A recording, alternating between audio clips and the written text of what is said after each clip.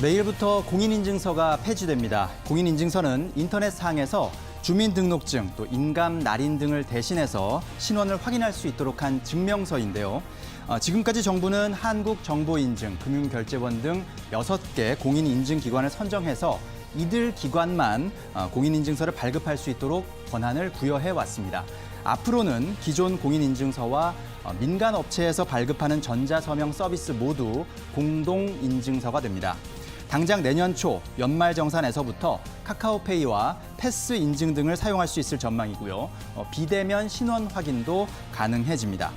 자, 공인인증서 폐지와 또 민간인증서 도입으로 우리 생활이 어떻게 달라지는 건지 지금부터 살펴보겠습니다. 네, 제가 오프닝에서 말씀드렸었는데 기존 공인인증서 제도 폐지입니다. 못 쓰게 되는 게 아닙니다. 금융거래할 때 기존의 공인인증서 그대로 쓸 수 있는 거는 확인된 사실입니다. 얘기 나눠보겠습니다. 이혜라 기자. 네. 맞죠? 네, 맞습니다.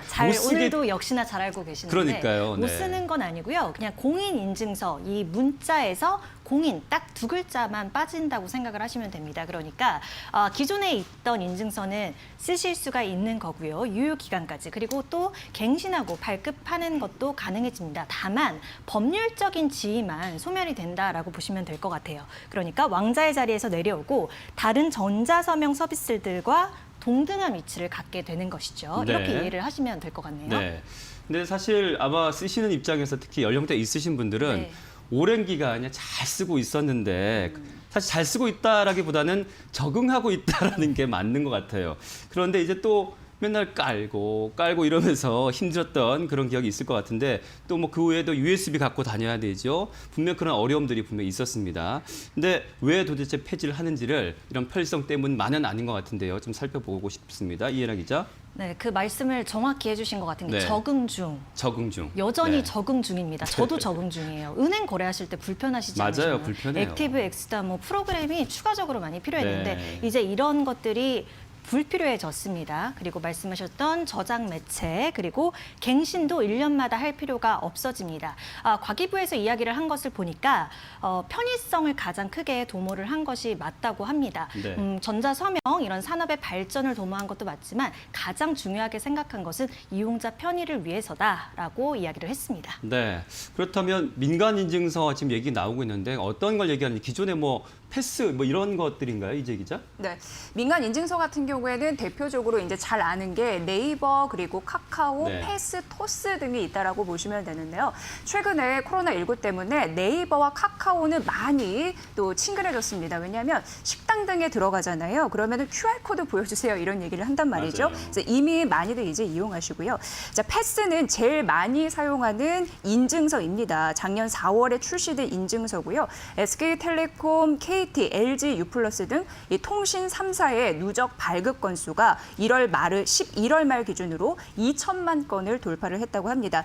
자, 토스도 있습니다. 이 보안 수준이 높다라는 평가를 받고 있는데 누적 발급 건수가 2,300만 건을 돌파를 했다고 합니다. 그 외 중소사업자들도 정말 다양한 노력을 기울이더라고요. 대표적으로 뭐 핀 번호나 그리고 여러 가지 패턴 인식도 있지만 지문, 홍채 그리고 맥박 기술을 이용한다 이런 부분도 있는데요. 문제는 이게 보안성이 높기는 한데 문제는 확인돼야 된다. 좀 번거롭다라는 부분이 있기 때문에 앞으로 이런 기술력 인증 적용 과정은 좀 지켜보실 필요가 있다라는 분석입니다. 네. 사실 우리 기억 속에는 예전에 은행권 공동인증서 네. 이름도 이제 가물가물한데 뱅크 뭐 어쩌고 저쩌고였던 것 같아요. 네, 그런데 사실 그게 성공하지 못했죠, 성 기자? 네, 그렇습니다. 기억하실지 모르겠는데 2년 전에 이런 공인인증서를 대체하려는 시도가 있었습니다. 15개 은행이 참여해서 블록체인 기반의 인증 플랫폼을 만들었던 그런 시도인데요. 이름하여 뱅크 사인이었습니다.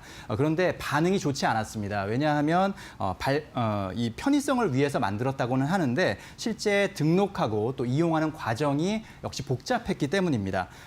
그래서 발급량 자체가 상당히 미미한 것이 결국은 실패로 이어졌는데 그런데 뭐 기존에 공인인증서를 사용하고 있었던 사람 입장에서는 굳이 추가로 이 또 뱅크 사인을 설치해서 사용할 이유가 딱히 없었던 것이죠. 그리고 은행들도 15개 은행이 같이 참여해서 만들다 보니까 자기 은행에만 또 추가로 뭐 수익을 발생하거나 이런 시스템은 아니었거든요. 그러다 보니까 은행들도 수익에 도움이 안 되니까 홍보에 좀 무관심했다. 이런 점들을 참고하실 수가 있겠고 결국은 답이 나왔죠.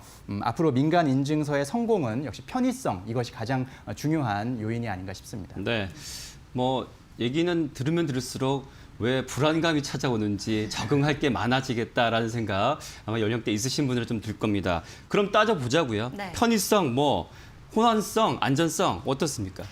그렇습니다. 편의성에서는 확실히 좋아질 것 같습니다. 아까 말씀하셨던 공인인증서를 사용하기 위해 필요했던 그런 절차들이 없어지니까 확실히 편리해지고요. 다만 이제 호환성에 있어서는 표로 살펴보셨을 것 같습니다. 그 사용처가 좀 달라지고 나눠지기 때문에 그것을 사용하기 위해 좀 선택을 하는 과정은 당분간은 필요하실 것 같고요. 안정성을 우리 권 앵커께서 지적을 해주셨잖아요. 네.